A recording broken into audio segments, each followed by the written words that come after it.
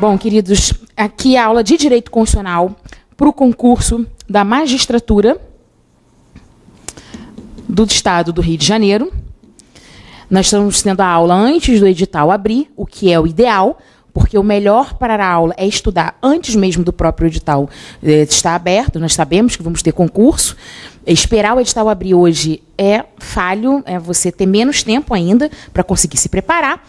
E nós vamos nos encontrar em duas matérias, Direito Administrativo e Direito Constitucional. Mas a gente vai começar com a rainha, com a mais tranquilinha, mais fácil, que é Direito Constitucional. Meu nome é Tatiana Batista, esse é meu e-mail, é tudo junto, prof.tatianabatista@gmail.com. Esse é meu Instagram, é Tati Santos Batista, e esse é meu telefone, 976395010. Manda mensagem. Muito aluno assiste a aula, acaba mandando mensagem para mim, pede desculpa. Eu falo, não precisa. Só mandar aqui o WhatsApp e eu te ajudo, eu te respondo, tá? Nós vamos ter 5 encontros para falar de direito constitucional, e os 5 encontros são direcionados para os temas mais cobrados nas provas. Constitucional é uma matéria importante para a gente pensar pelo seguinte: em regra, são 10 questões. Se o Rio se mantiver com 80 questões, como ele vem se mantendo há alguns anos, nós vamos ter de 7 a 8 questões de constitucional. E é uma matéria boa para a gente gabaritar, né? Elevar ali o bloco 2, onde ela fica junto com penal e processo penal. Só que constitucional, diferente das outras de algumas matérias, como o próprio direito penal, ele não vem sendo cobrado a literalidade da lei já faz um tempo. É um tipo de matéria onde a gente cobra, sim, a doutrina, alguns entendimentos, conceitos, uma interpretação sistemática. Então, nós precisamos fazer um método de estudo para o direito constitucional. Que método é esse? Além da própria Constituição, claro, da letra da lei, sem ela não tem como nós começarmos, é necessário que você tenha uma doutrina de apoio, tá? E aqui a jurisprudência. Jurisprudência, o conhecimento da jurisprudência é a leitura, o estudo dos informativos. Pode ser diretamente do site dos tribunais, ou como a maioria das pessoas fazem, realmente é extremamente aconselhável pelo site do Dizer o Direito. Não perca nem seu tempo, é extremamente confiável. Doutrina de apoio vai ser o livro que você vai escolher, o livro que você melhor vai ler. Existem diversos livros em direito constitucional, diversos manuais. Então, não é necessariamente o que eu mais gosto. O que eu mais gosto é o José Afonso da Silva. Mas pode ser que você goste de um outro livro. A gente recomenda alguns livros, não é post nem nada, publicidade. Você vai ler, olhar. Se você já tem algum livro, beleza, fica com ele. Mas vai ver qual que vai se adequar. Pode ser um Novelino. Novelino tem um ótimo manual de direito constitucional, que serve para todas as fases. Pode ser o Bernardo Gonçalves. Pode ser que você se dê bem com o livro do querido Guilherme Penha. Pode ser o professor Adi Lamego Bulos, que é maravilhoso, um dos melhores livros em direito constitucional que tem. Então, eu peguei aqui exemplos de alguns manuais que são completos, atemporais, não é um livro escrito para determinado ano, que você vai ter o apoio do tema. E nós, a cada aula, a gente prepara um roteiro. Roteiro aqui, para cada aulinha, mas esse roteiro não é para extinguir toda a matéria. Ele se destina para você não se perder. O que foi que falou? Faltou algum conceito? É para te ajudar realmente, tá? Vai o roteiro mais questões objetivas. Sempre quando der, a gente comenta as questões objetivas na sala, né? Vou tentar comentar na aula seguinte as questões da aula de hoje, tá? Façam as questõezinhas objetivas, depois olhem o gabarito, a gente vai ver como o nosso tema de fato é cobrado. Tranquilo? Fácil, né? Constitucional é a melhor matéria. Então vamos começar, que tem coisa para falar. Vou apagar aqui. O que nós vamos ver hoje? Nessa primeira aula, essa parte introdutória, o que eu preciso que você saiba? Hoje, a gente começa a estudar o que chamamos de teoria da Constituição. que é teoria da Constituição? Na teoria da Constituição, eu preciso entender qual é o sistema constitucional atual, qual é a filosofia constitucional atual. Nós vamos entender de norma constitucional, poder constituinte. Então, ou seja, eu brinco que é aquela parte do livro que a gente não gosta de ler, mas tem que ler, né? Aquela parte inicial. Como eu estruturo, como vou pensar a Constituição? Como é que se pensa a Constituição? Se eu tenho uma leitura, não dê atenção para mim, ela não é de 88, ela é de 2015. Mas ela é tão, né, estudadinha, o café cai, a lágrima, o sangue. Mas quando nós pensamos numa ideia de Constituição, de direito constitucional, eu preciso fazer uma análise do seguinte sentido. Essa Constituição de 88 foi escrita e é interpretada à luz de que visão constitucional? Por que o STF dá algumas decisões, por exemplo, com relação à concretização dos direitos fundamentais? E chamamos, né, dizemos que os juízes são ativistas. Qual é a posição do tribunal aqui do Rio, geralmente com relação a esses pontos? Ainda que seja uma primeira fase elaborada por uma VUNESP, por uma CESP, a característica do tribunal importa. Então, quando a gente estuda aqui o que é teoria da Constituição, primeira coisa que eu preciso entender, ponto 1, é voltar na história e fazer um corte em constitucionalismo. Vou botar aqui, ó. Constitucionalismo moderno, para nós chegarmos no que nós vivemos hoje em neoconstitucionalismo ou constitucionalismo contemporâneo. Então, peraí, Tati. Você está me dizendo que agora a gente vai voltar no tempo e entender como eu devo interpretar o que significa uma Constituição? Exatamente. E eu vou voltar no tempo ao final do século XVIII. Vou fazer uma linha aqui. Constitucional também é história. História essa cobrada diretamente nas questões. Você vai ver, vai fazer as questões e vai ver que estava lá tranquilo, né? Mas às vezes a gente sempre tem uma dúvida. O que eu deveria marcar? Esse ponto histórico? Não vai ter mais. Que linha histórica eu vou voltar aqui? Eu vou voltar ao final do século XVIII, especificamente em duas datas, tá? 1787 e 1789. Porque, olha só, se eu parar para pensar e tentar identificar quando começou a ter Constituição, quando que as Constituições surgiram, na verdade, desde que o homem começou a se reunir, eu posso afirmar que eu tenho uma Constituição. Óbvio que não escrita. Mas eu tinha, desde essa reunião dos homens, uma regra. Alguém determinava quem iria caçar, quem iria cuidar depois da caça, quem iria cuidar do bando, do grupo. E o homem vai se desenvolvendo.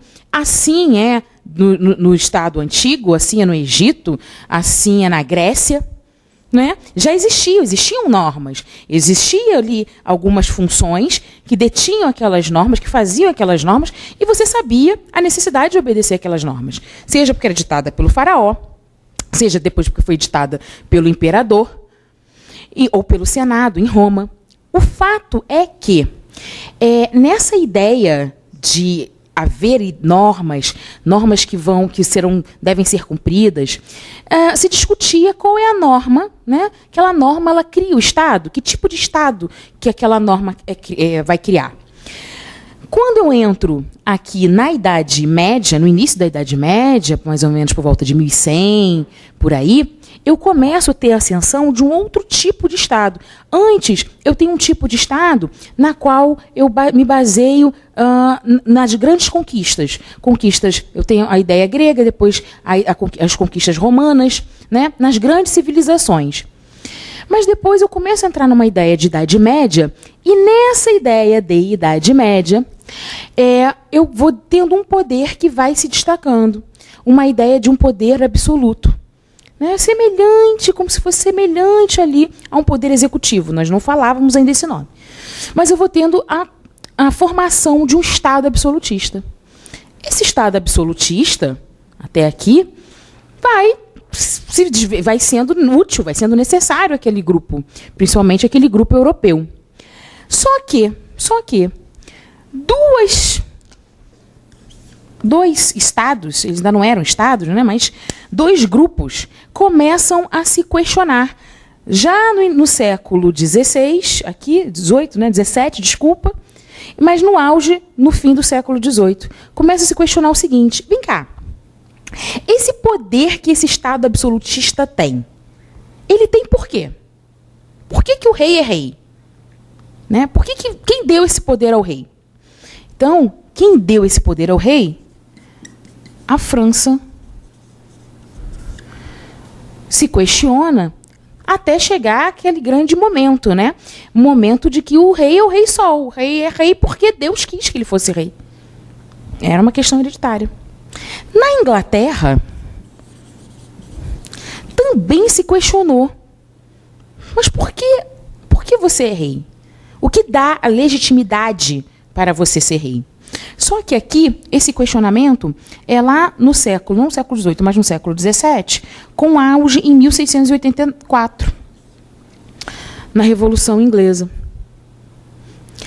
Nessa Revolução Inglesa aqui, o que vai acontecer?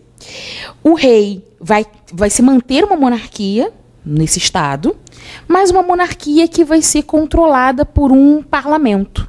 Então aqui eu mantenho uma monarquia, mas eu vou ter um parlamento mais forte que vai controlar essa monarquia. E um outro estado, que ainda não era estado, eu vou botar aqui as colônias. Colônias. As colônias americanas começam a se questionar. Ora, somos colônias porque queremos. Porque nós somos colônias de imigração, não de exploração. Por que se continuar, né, mantendo unido a submisso a um outro Estado? Por que não ser independente? A questão que vai mudar o mundo, e muda de fato o mundo, a gente tem que pensar que antigamente o mundo se mudava de forma diferente, como é hoje, né? Hoje, de cada dia você tem um meme novo, você tem uma mudança nova, principalmente no Brasil. Mas a gente tem que pensar que nessa época aqui, esse primeiro país, a Inglaterra, eles decidem fazer uma forma de controle do poder. Esse poder continuaria com o monarca, mas esse poder seria controlado, como eu falei, por um parlamento forte. Esse monarca seria o chefe de Estado, esse parlamento aqui seria o chefe de governo, né? Esse parlamento vai escolher o chefe de governo, que é quem a gente chama de primeiro-ministro. Mas eu mantenho uma ideia monárquica, como eu mantenho até hoje. Como eu vou manter até hoje. A Inglaterra, e forte, né? Mas a rainha só realmente com um chefe de Estado. Mas a Inglaterra, ela tem um tipo de direito costumeiro, né? Um direito do common law. Mas é um direito do common law, basicamente, pautado em costumes e sem a necessidade, né? Sem a existência até então, nessa época, de leis escritas. Hoje já não é mais assim. Hoje a Inglaterra tem leis escritas. Mas a Inglaterra não escreve uma Constituição. Escreve, Tati, tem a Magna Carta de 1215. Sim, a Magna Carta de 1215 é uma carta, uma primeira grande carta de direitos fundamentais. Mas ela não é uma Constituição em si.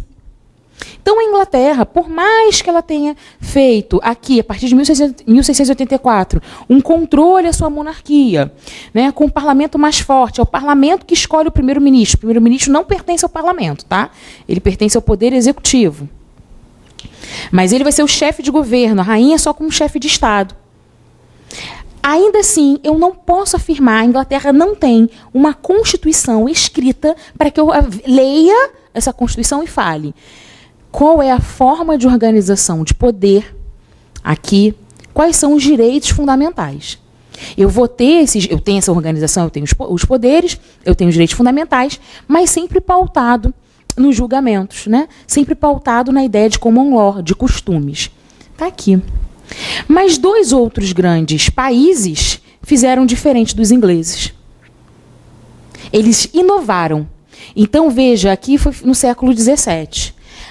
A França e os Estados Unidos, no final do século XVIII, eu vou apagar aqui para você não confundir, eles fizeram uma inovação.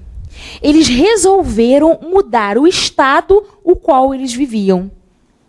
Então, a Inglaterra aqui, ó, eu posso afirmar a maioria da doutrina, tá? Isso não é unânime, mas a maioria da doutrina, e assim geralmente se afirmam nos concursos, que a Inglaterra, vou botar aqui, o que ela tem é um constitucionalismo antigo.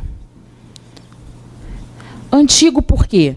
Porque ela não mudou a forma de Estado dela, e além dela não ter mudado a forma de Estado, ela não tem uma Constituição escrita, não criou-se uma Constituição escrita.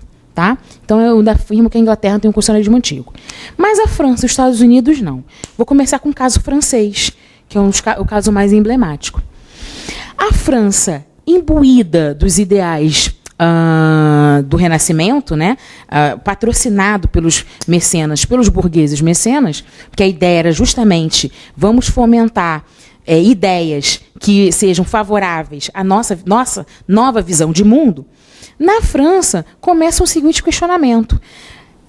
O rei é rei porque ele diz que o poder é dele. Ele diz que o poder é divino e um poder hereditário. Tá bom, mas vem cá. Eu entro aonde? Eu, povo, eu, burguesia. Porque eu, burguesia, que detenho aqui, estou detendo os meios de produção, os meios de econômicos. Esse rei, ele está atuando em alguma forma para me beneficiar? Não. A monarquia não começa a atuar na economia para beneficiar esses burgueses. Pelo contrário, ela só tem um atraso econômico com relação aos burgueses. Segundo, além disso, os burgueses eram convidados, como a gente brinca, para participar dessa festa aqui, que a monarquia vivia, junto com o clero?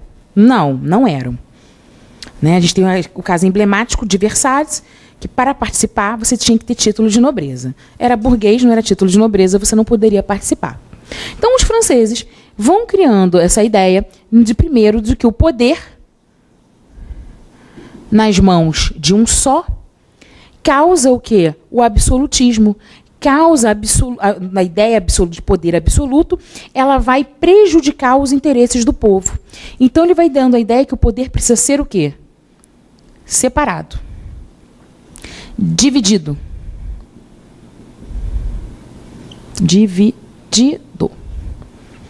E uma outra ideia que eles vão afirmar.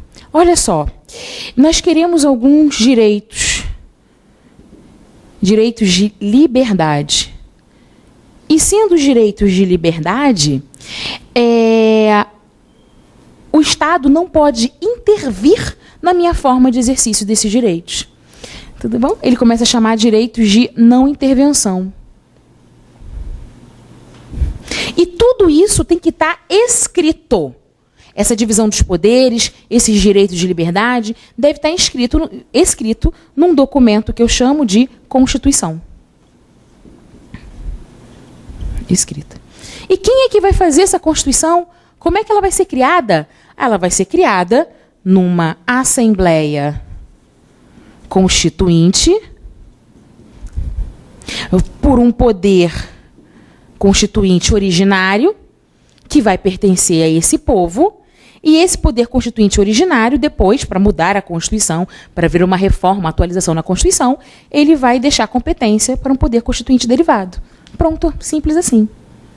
Estava formada a estrutura, a ideia do que a França queria com a sua revolução, na sua parte de direito.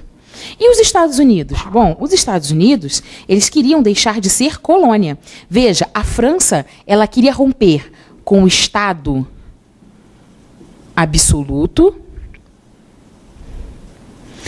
e viver num outro tipo de Estado. Que a gente vai botar aqui. Qual é o lance?